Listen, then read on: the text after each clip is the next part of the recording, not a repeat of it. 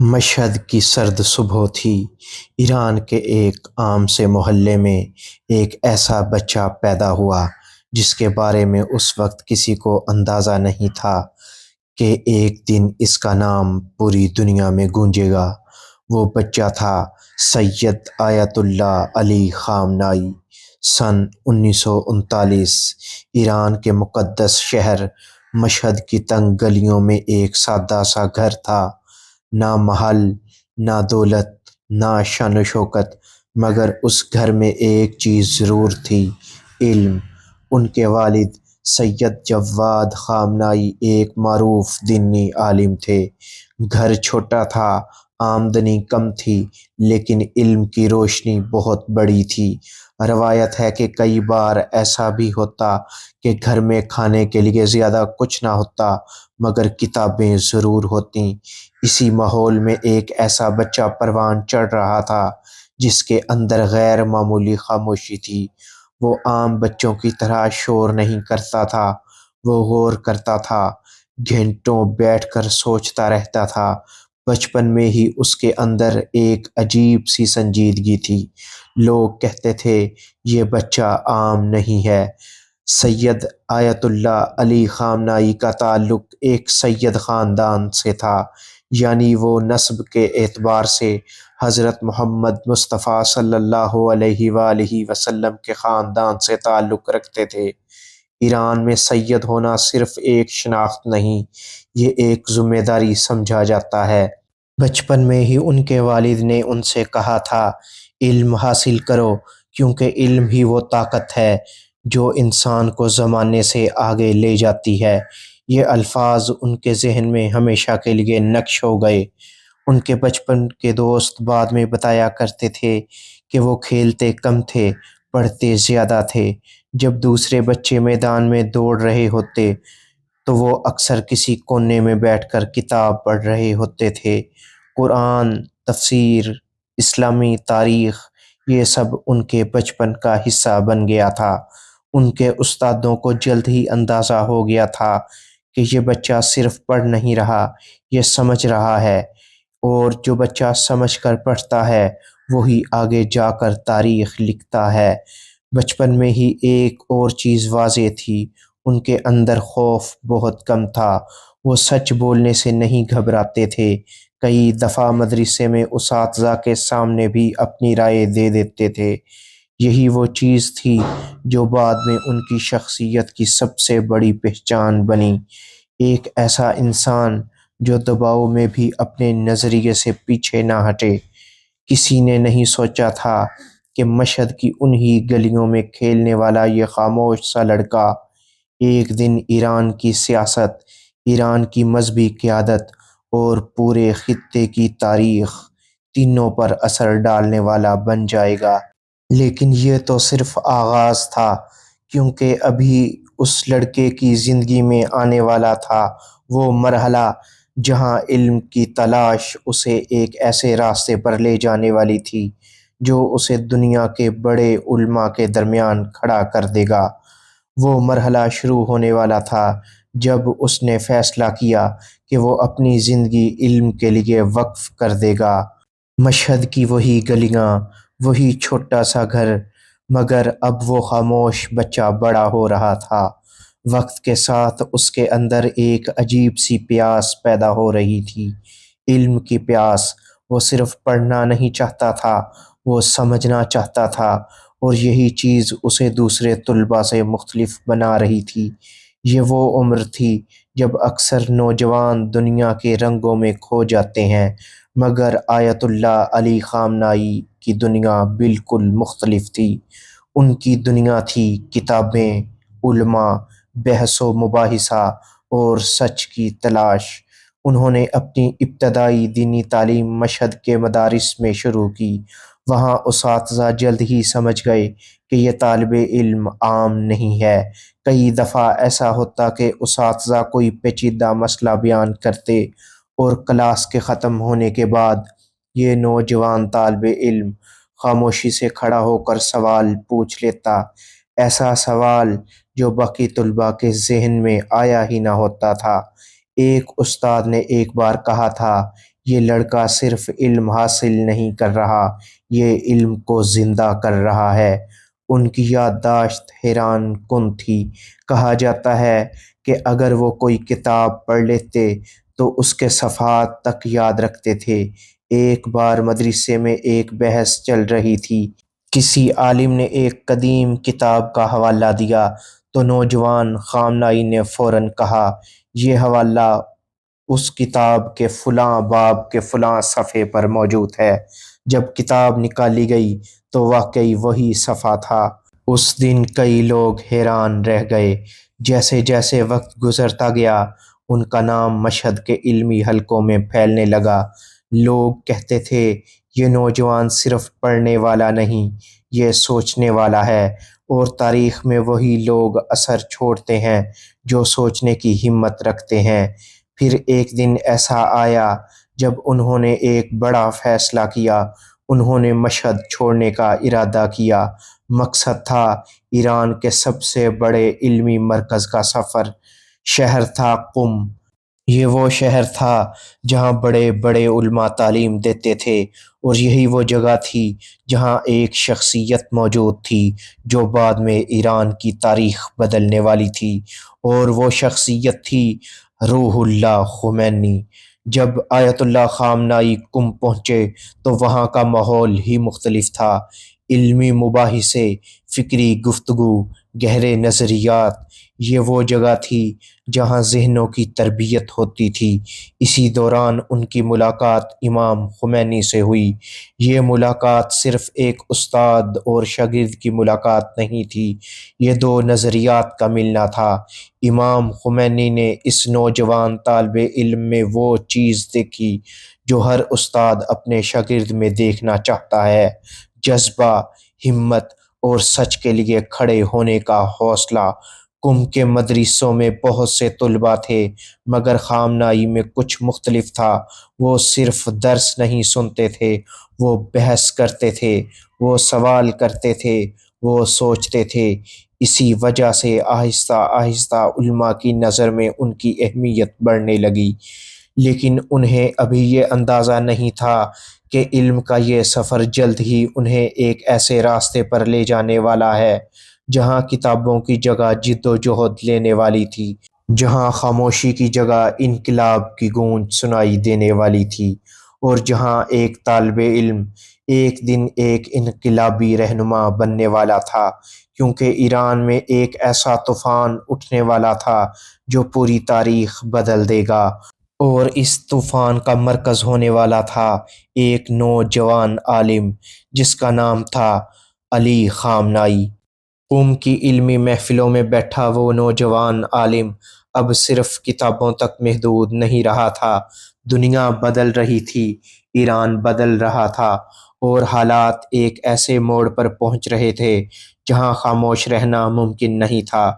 اس وقت ایران میں حکومت رضا شاہ پہلوی کی تھی۔ باہر سے دیکھنے والوں کو شاید سب کچھ معمول کا لگتا تھا، مگر اندر ہی اندر ایران کی فضا میں بے چینی بڑھ رہی تھی۔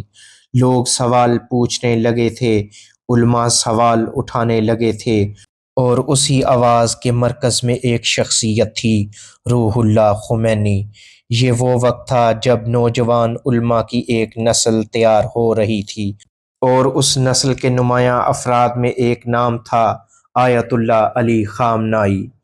علی خامنائی صرف عالم دین نہیں تھے، وہ ایک ایسا ذہن رکھتے تھے جو معاشرے کو سمجھتا تھا۔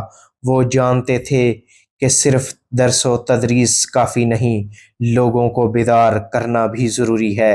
اسی لیے انہوں نے مساجد میں تقاریر شروع کیں۔ یہ تقاریر عام نہیں ہوتی تھیں، ان میں تاریخ بھی ہوتی تھی، قرآن کی تفسیر بھی، اور ظلم کے خلاف کھڑے ہونے کا پیغام بھی۔ لوگ ان کی باتیں سننے لگے۔ آہستہ آہستہ ان کا نام مشہد اور قم دونوں جگہوں پر پھیلنے لگا۔ لیکن طاقتور حکومتوں کو سب سے زیادہ خوف کس چیز سے ہوتا ہے؟ الفاظ سے، اور خامنائی کے الفاظ لوگوں کے دلوں میں جگہ بنا رہے تھے۔ چنانچہ ایک دن وہ ہوا جس کا اندازہ سب کو تھا۔ خفیہ پولیس نے انہیں گرفتار کر لیا۔ وہاں تفتیش ہوئی، سوالات ہوئے، دباؤ ڈالا گیا، لیکن ایک چیز نہیں بدلی، ان کا عزم۔ انہوں نے اپنے نظریات سے پیچھے ہٹنے سے انکار کر دیا۔ جیل کی زندگی آسان نہیں ہوتی۔ لمبی راتیں، خاموش دیواریں اور مستقبل کی غیر یقینی، مگر خامنائی نے جیل کو بھی ایک مدرسہ بنا لیا۔ وہ قیدیوں سے گفتگو کرتے، انہیں حوصلہ دیتے، انہیں بتاتے کہ ظلم ہمیشہ قائم نہیں رہتا۔ کہتے ہیں جیل میں بھی وہ اکثر کتابیں پڑھتے رہتے تھے۔ ان کے ساتھی قیدی کہتے تھے، یہ شخص دیواروں سے نہیں ڈرتا، یہ اپنے مقصد پر یقین رکھتا ہے۔ یہ صرف ایک بار نہیں ہوا، انہیں کئی بار گرفتار کیا گیا، کبھی مشہد میں، کبھی تہران میں، لیکن ہر بار ایک ہی بات سامنے آتی، وہ خاموش ہونے کے لیے تیار نہیں تھے۔ ہر گرفتاری کے بعد وہ واپس آتے اور پہلے سے زیادہ مضبوط انداز میں بات کرتے۔ اسی وجہ سے آہستہ آہستہ عوام میں ان کی مقبولیت بڑھنے لگی۔ لوگ کہتے تھے، یہ عالم صرف درس دینے والا نہیں، یہ ہمت دینے والا ہے۔ 1970 کی دہائی کے آخر تک ایران میں حالات تیزی سے بدلنے لگے۔ احتجاج بڑھ رہے تھے، لوگ سڑکوں پر آ رہے تھے اور ایک انقلاب جنم لے رہا تھا۔ اسی دوران جلاوطنی میں موجود روح اللہ خمینی کی آواز پوری قوم تک پہنچ رہی تھی، اور ایران کے اندر ان کے نظریات کو پھیلانے والوں میں علی خامنائی بھی شامل تھے۔ وہ جلسوں میں جاتے، لوگوں سے بات کرتے اور انہیں بتاتے کہ تبدیلی ممکن ہے، انقلاب ممکن ہے۔ پھر وہ لمحہ آیا جس نے ایران کی تاریخ بدل دی۔ سن 1989 انقلاب کامیاب ہو گیا، رضا شاہ کی حکومت ختم ہو گئی اور ایک نیا نظام قائم ہوا۔ یہ وہ لمحہ تھا جب بہت سے لوگ پہلی بار اس نوجوان عالم کو ایک نئی نظر سے دیکھنے لگے۔ وہ صرف ایک طالب علم نہیں رہا تھا، وہ انقلاب کے کارکنوں میں شمار ہونے لگا تھا۔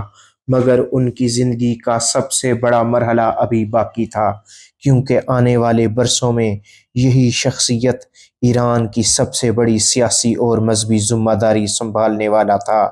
اور وہ مرحلہ شروع ہونے والا تھا جب علی خامنائی ایران کی قیادت کے مرکز کے قریب پہنچنے والے تھے۔ سن 1989 کا انقلاب کامیاب ہو چکا تھا، ایران کی فضا بدل چکی تھی۔ وہ نظام جو دہائیوں سے قائم تھا ختم ہو چکا تھا، اب ایک نیا دور شروع ہو رہا تھا۔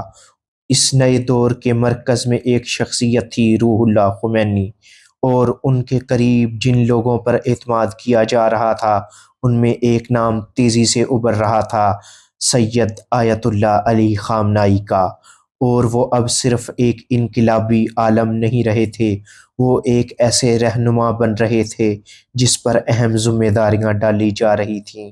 انقلاب کے بعد ایران میں نئی حکومت قائم ہوئی۔ ملک کو سنبھالنا آسان نہیں تھا۔ نیا نظام، نئے ادارے، نئے قوانین اور اسلام کا نفاذ، ہر طرف چیلنج ہی چیلنج تھے۔ اسی دوران خامنائی کو مختلف اہم ذمہ داریاں دی گئیں۔ انہوں نے خطبات دیے، سیاسی مشاورت میں حصہ لیا اور انقلاب کے نظریے کو عوام تک پہنچانے میں اہم کردار ادا کیا۔ آہستہ آہستہ ان کی شخصیت ایک ایسے رہنما کے طور پر سامنے آ رہی تھی جو مذہبی علم اور سیاسی فہم دونوں رکھتا تھا۔ سن 1981 یہ سال ان کی زندگی کا ایک انتہائی اہم اور خطرناک موڑ تھا۔ ایک جلسے کے دوران اچانک دھماکہ ہوا۔ یہ ایک قاتلانہ حملہ تھا۔ شدید دھماکے میں وہ بری طرح زخمی ہو گئے۔ ان کا ایک بازو ہمیشہ کے لیے متاثر ہو گیا۔ آپ نے مختلف ویڈیوز میں دیکھا ہوگا کہ ان کا دایاں بازو درست کام نہیں کرتا تھا، مگر حیران کن بات یہ تھی، اس حادثے کے بعد ان کے حوصلے میں کوئی کمی نہیں آئی۔ لوگوں نے پہلی بار دیکھا کہ یہ شخص صرف الفاظ کا نہیں، ہمت کا بھی رہنما ہے۔ اسی سال ایک ایسا واقعہ ہوا جس نے ان کی سیاسی زندگی کو نئی بلندی پر پہنچا دیا۔ سن 1981 میں علی خامنائی ایران کے صدر منتخب ہو گئے۔ یہ ایک بہت بڑا عہدہ تھا۔ ملک اس وقت ایک اور بڑے امتحان سے گزر رہا تھا۔ ایران اور عراق کے درمیان جنگ جاری تھی۔ اس جنگ نے پورے ملک کو ہلا کر رکھ دیا تھا، مگر اس مشکل وقت میں سید آیت اللہ علی خامنائی صدر کے طور پر عوام کے سامنے کھڑے رہے۔ وہ محاذوں پر جاتے، فوجوں سے ملاقات کرتے اور قوم کو حوصلہ دیتے۔ ان کی تقریریں ایران کے گھروں میں سنی جاتی تھیں۔ لوگ کہتے تھے، یہ رہنما صرف دفتر میں نہیں بیٹھتا، یہ قوم کے ساتھ کھڑا رہتا ہے۔ صدر ہونے کے باوجود ان کا سب سے بڑا سہارا اور رہنمائی کا مرکز ایک شخصیت تھی، روح اللہ خمینی کی۔ سید علی خامنائی ہمیشہ انہیں اپنا استاد اور رہبر مانتے تھے۔ اہم فیصلوں میں وہ ان سے مشورہ کرتے اور ان کے نظریات کو آگے بڑھانے کی کوشش کرتے۔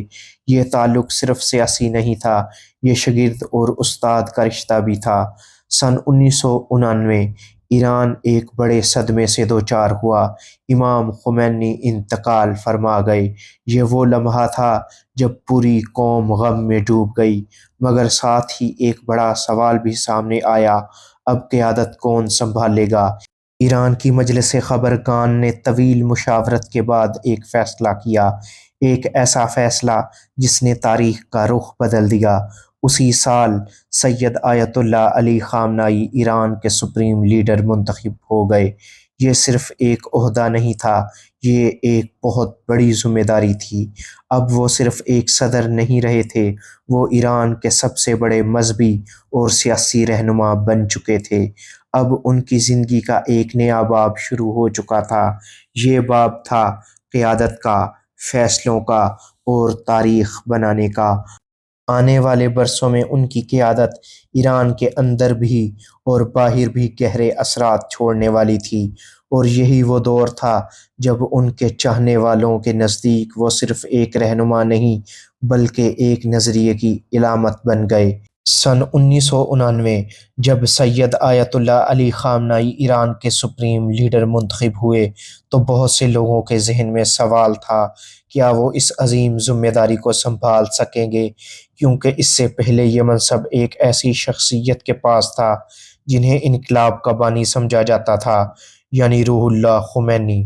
لیکن وقت کے ساتھ ساتھ سید آیت اللہ علی خامنائی نے ثابت کیا کہ وہ صرف ایک سیاسی رہنما نہیں بلکہ ایک طویل المدت حکمت عملی رکھنے والے قائد ہیں۔ ایران کے نظام میں سپریم لیڈر کا منصب انتہائی طاقتور سمجھا جاتا ہے۔ یہ منصب صرف سیاسی نہیں بلکہ مذہبی قیادت بھی رکھتا تھا۔ سپریم لیڈر کے پاس اختیار ہوتا ہے، فوج کی قیادت، اہم ریاستی فیصلے، خارجہ پالیسی کی سمت، ملک کی بڑی حکمت عملی، اور ان تمام معاملات میں علی خامنائی مرکزی کردار بن گئے۔ ان کی قیادت میں ایران نے بہت بڑے مشکل دور دیکھے، اقتصادی پابندیاں، بین الاقوامی دباؤ، سیاسی کشمکش، خاص طور پر ایران اور مغربی ممالک کے درمیان کشیدگی اکثر بڑھتی رہی۔ مغرب نے ایران پر ناجائز اور بہت زیادہ پابندیاں لگائی۔ ان حالات میں سید آیت اللہ علی خامنائی ہمیشہ ایک مضبوط موقف کے ساتھ سامنے آئے۔ ان کی تقریروں میں اکثر یہ پیغام ہوتا تھا، ایران کو اپنے اصولوں پر قائم رہنا چاہیے۔ ایک دلچسپ بات یہ ہے کہ سید آیت اللہ علی خامنائی صرف سیاستدان نہیں تھے، وہ ادب اور شاعری میں بھی دلچسپی رکھتے تھے۔ انہیں فارسی شاعری سے خاص محبت تھی۔ وہ اکثر علامہ اقبال کو سنتے۔ وہ اکثر نوجوانوں کو نصیحت کرتے تھے، علم حاصل کرو، اپنی تہذیب کو پہچانو اور اپنے ملک کی خدمت کرو۔ اسی وجہ سے ایران میں بہت سے نوجوان انہیں ایک فکری رہنما کے طور پر بھی دیکھتے تھے۔ اگرچہ وہ ایران کے سب سے طاقتور عہدے پر تھے، لیکن ان کی ذاتی زندگی نسبتاً سادہ سمجھی جاتی تھی۔ وہ زیادہ تر وقت مطالعے، کتابوں، ملاقاتوں اور حکومتی امور میں گزارتے تھے۔ ان کے قریب رہنے والے لوگ کہتے ہیں کہ وہ نظم و ضبط کے بہت پابند تھے۔ وقت کی پابندی، مطالعہ اور مسلسل کام کرنا یہ ان کی زندگی کے نمایاں پہلو تھے۔ بہت سے لوگ یہ نہیں جانتے کہ آیت اللہ علی خامنہ ای کتابیں پڑھنے کا غیر معمولی شوق رکھتے تھے۔ انہوں نے سینکڑوں کتابیں پڑھی تھیں اور مختلف موضوعات پر گہری معلومات رکھتے تھے۔ یہی وجہ تھی کہ ان کی تقاریر اکثر تاریخی حوالوں اور علمی نکات سے بھری ہوتی تھیں۔ دنیا میں کچھ لوگ ان سے اختلاف بھی کرتے ہوں گے، مگر ایک بات تقریباً سب مانتے ہیں، وہ مشرق وسطیٰ کے سب سے با اثر رہنماؤں میں سے ایک ہیں۔ ان کے فیصلے صرف ایران تک محدود نہیں رہتے تھے، بلکہ پورے خطے کی سیاست پر اثر ڈالتے تھے۔ مشہد کی ایک سادہ گلی سے شروع ہونے والا سفر، مدرسے کے ایک طالب علم سے انقلاب کے ایک کارکن تک، اور پھر ایران کے سپریم لیڈر تک پہنچنے کا سفر، یہ سفر کئی دہائیوں پر پھیلا ہوا تھا۔ ایک ایسا سفر جس نے ایران کی سیاست اور تاریخ پر گہرا اثر چھوڑا۔ فروری سن 2026 مشرق وسطیٰ میں کشیدگی اپنے عروج پر تھی۔ ایران اور اسرائیل کے درمیان تناؤ مسلسل بڑھ رہا تھا، جبکہ امریکہ بھی اس بحران میں شامل ہو چکا تھا۔ دنیا بھر کے تجزیہ کار کہہ رہے تھے کہ کوئی بڑا واقعہ ہونے والا ہے، اور پھر وہ دن آ گیا۔ 28 فروری سن 2026 جمعے کی صبح تقریباً 8:10 پر ایران کے دارالحکومت تہران میں اچانک زوردار دھماکے سنے گئے۔ یہ ایک عام حملہ نہیں تھا۔ رپورٹس کے مطابق یہ امریکہ اور اسرائیل کی بین الاقوامی قانون کی خلاف ورزی کرتے ہوئے مشترکہ فضائی کارروائی تھی، جس میں ایرانی قیادت کے اہم مقامات کو نشانہ بنایا گیا۔ ان حملوں میں سب سے اہم ہدف سید آیت اللہ علی خامنہ ای تھے۔ اس وقت وہ تہران میں اپنے کمپاؤنڈ اور دفتر کے اندر موجود تھے، جہاں اہم حکومتی معاملات پر بات چیت ہو رہی تھی۔ عینی شاہدین کے مطابق چند لمحوں میں ہی فضا میں جنگی طیاروں اور میزائلوں کی گونج سنائی دی۔ پھر اچانک ایک کے بعد ایک زبردست دھماکے، ایرانی دارالحکومت کے اس حصے سے دھوئیں کے بادل اٹھنے لگے۔ یہ حملہ انتہائی درست معلومات اور انٹیلیجنس کی بنیاد پر کیا گیا تھا، جس میں ایرانی قیادت کے مقام کو نشانہ بنایا گیا۔ چند منٹوں کے اندر اندر امریکہ اور اسرائیل کی دہشت گردی سے اس کمپاؤنڈ کا بڑا حصہ تباہ ہو چکا تھا۔ ابتدائی طور پر خبر واضح نہیں تھی۔ کچھ رپورٹس کہہ رہی تھیں کہ سپریم لیڈر محفوظ ہیں، کچھ کہہ رہی تھیں کہ وہ شدید زخمی ہو گئے ہیں، لیکن اگلے دن یکم مارچ سن 2026 کی صبح ایرانی سرکاری میڈیا نے ایک اعلان کیا، ایسا اعلان جس نے پورے ملک بلکہ شاید پوری امت مسلمہ کو سوگ میں ڈال دیا۔ آیت اللہ علی خامنہ ای اس حملے میں شہید ہو گئے تھے۔ ایرانی میڈیا کے مطابق اس حملے میں صرف وہی نہیں بلکہ ان کے قریبی افراد بھی شہید ہوئے۔ رپورٹس کے مطابق ان کے خاندان کے بعض افراد، قریبی مشیر اور اعلیٰ حکومتی شخصیات بھی اس حملے میں جان سے گئے اور شہادت کے اعلیٰ درجے پر فائز ہوئے۔ یہ حملہ دراصل ایرانی قیادت کو نشانہ بنانے والی ایک بڑی فوجی کارروائی کا حصہ تھا۔ ان کی شہادت کی خبر پھیلتے ہی ایران کے مختلف شہروں میں لوگ سڑکوں پر نکل آئے، مساجد میں دعائیں ہوئیں اور حکومت نے 40 دن کے قومی سوگ کا اعلان کیا۔ لوگوں کے جذبات مختلف تھے، کچھ لوگ غم میں تھے، کچھ غصے میں، اور کچھ یہ سوچ رہے تھے کہ اب ایران کا مستقبل کیا ہوگا۔ مشہد کے ایک عالم کا بیٹا، مدرسے کا ایک طالب علم، انقلاب کا کارکن، ایران کا صدر، اور پھر 37 سال تک ایران کا سپریم لیڈر۔ یہ سفر آسان نہیں تھا۔ سید آیت اللہ علی خامنہ ای کی زندگی کئی دہائیوں پر محیط ایک سیاسی اور مذہبی داستان تھی، اور پھر 28 فروری سن 2026 کی صبح یہ داستان ایک دھماکے کے ساتھ ختم ہو گئی۔ معزز ناظرین کرام، یاد رہے کہ یہ بدمعاش، غنڈے اور دہشت گرد ممالک یعنی اسرائیل اور امریکہ کی پہل تھی۔ بعد میں ایران نے جو حملے کیے وہ اپنے دفاع میں حملے کیے، اور امریکہ کا یہ شروع سے وتیرہ رہا ہے کہ جو بھی مسلمان ملک تھوڑا سا بھی ترقی کرنے لگے یا اس میں جمہوریت نام کی کوئی چیز ہو یا طاقتور بننے لگے تو یہ صلیبی اور یہودی مل کر اس کا خاتمہ کرنا شروع کر دیتے ہیں۔ مثالیں آپ کے سامنے ہیں، کبھی افغانستان، کبھی صومالیہ، کبھی عراق اور کبھی شام اور اب ایران۔ معزز ناظرین اکرام، اپنا اور اپنے چینل کا خیال رکھیے گا اور یہ سلسلہ جاری رہے گا۔ اللہ حافظ۔